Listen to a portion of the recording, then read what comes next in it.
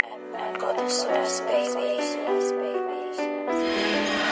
Irving and Curry. Yeah, so it's Irving puts it up. crazy. It's goal. Kyrie Irving from downtown. Yeah. What's good, everybody? How you guys doing? Hope you're doing alright. Welcome to the RodReacts show, where we talk, laugh and dissect all things basketball.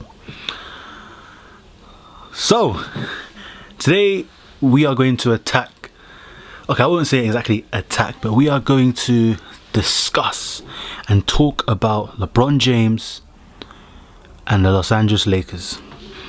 Now, this season for the Lakers has been a very weird friction season. One can argue that first half of the season, Lakers were on track to making the playoffs. They were playing good basketball.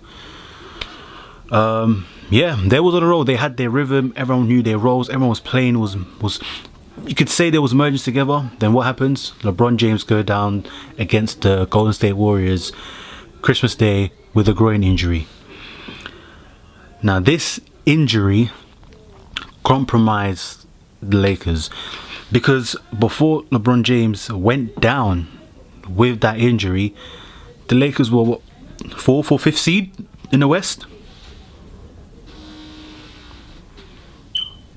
So you can't say that LeBron's injury had no effect to Lakers, because once he went down, so did the Lakers. And they're more or less out of the playoff race, because there's what, about 15, 16, 17 games left of the season. Unless they basically go on a 15-game win streak and the Clippers and the Spurs just continuously lose and drop games, they are not going to make the playoffs. And I don't even want LeBron and Lakers to make the playoffs, because if they make it into the 8th seed, they're just going to go in to get swept in 4 games by the Golden State Warriors. However, if the Nuggets did end up getting 1st seed, then I'd give the Lakers more of a chance. But either way, that's not going to happen. But let's just say, for argument's sake, they made the playoffs and they're facing against the Nuggets. Yep, they could win it. But would they really? Because if we actually see the roster now, the Lakers are they've been hit with the injury bug. I'm just going to read out some injury stats, right, on the Lakers. So, oh, he's even just updated now. Tyson Chandler, out. Just listed as out. Lonzo Ball, out. And he's been shut down for the remainder of the season. Kyle Kuzma, day to day. He didn't play against Celtics, but day to day, still no good sign. Brandon Ingram, out. Shut down for the rest of the season because he has a deep venous thrombosis in his in his arm. So he's shut down for the rest of the season. Lance Stevenson, day to day, questionable. I mean, that's all that really matters. And LeBron James is on a minute restriction. So with all these things just constantly in the way of the Lakers, there's no reason for them to make the playoffs. It wouldn't even be wise for them to make the playoffs. And we can't just blame LeBron James. Okay, I say I'll give LeBron James 20% of the blame. But the rest, I'm going to give 20% to LeBron James of the blame, 10% to the team, because they just have not been performing. And the rest, 70%, I'm going to blame it on Rob and Magic Johnson. And it's not a failed season for LeBron, because LeBron came in to this team knowing that this season was a trial and error season. We're going to see what they can work with, see how far they go, how they get. And that was it. So it's not exactly a failed season. I don't believe it's a failed season for LeBron. It was just a trial and error season. They tried with what they're with. Now they've seen what they can do with what they have, and it's not enough. So they need to reel in a big fish this off season.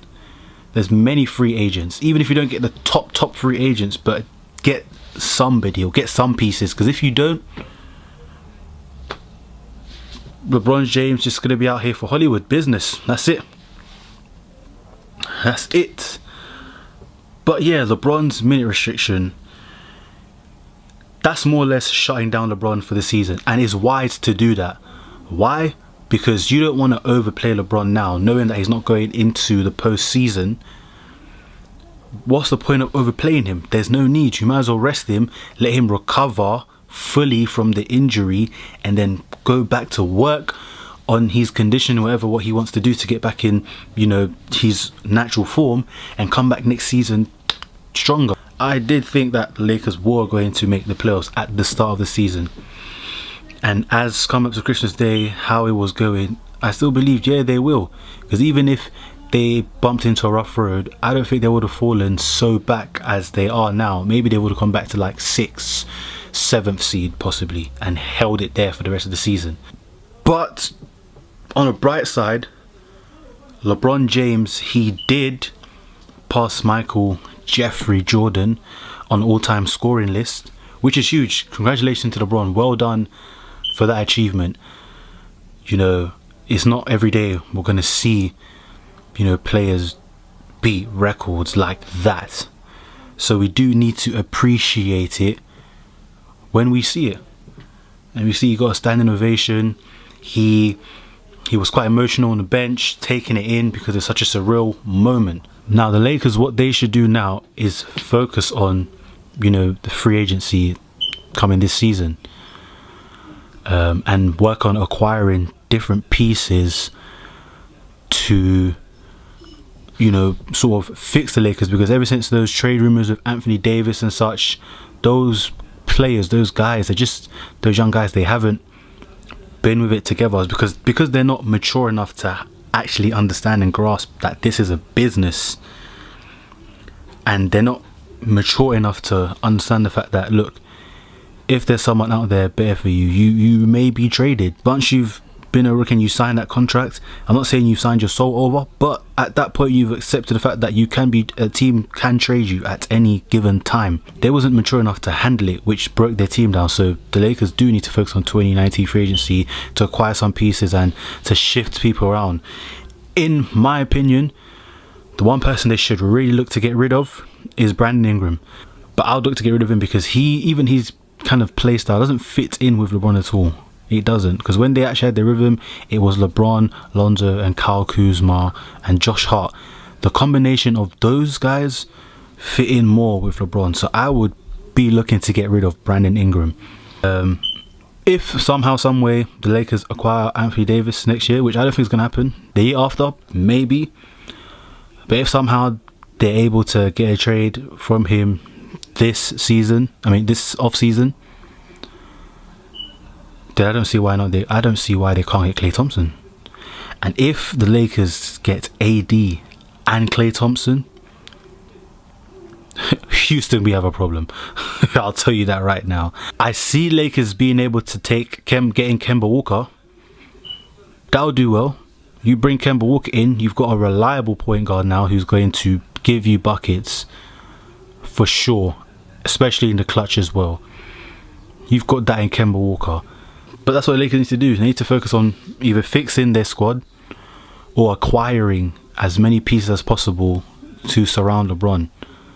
Because he's 34 years old, ladies and gentlemen. 34 years old. He's still got a few good years left in the league, but time's ticking.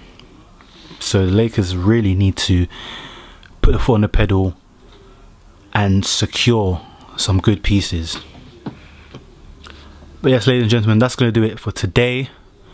Hope you've enjoyed the show. But yeah, guys, don't forget to leave a comment, to like, subscribe, and share this video out. Share the channel out, especially to all your people that love basketball, anyone you love that knows that loves basketball. Let them see it. But other than that, guys, you take care, and I'll see you in my next show. Still pissed off that I never really had much growing up. Young rich nigga, all we ever really knew was fucking showing off.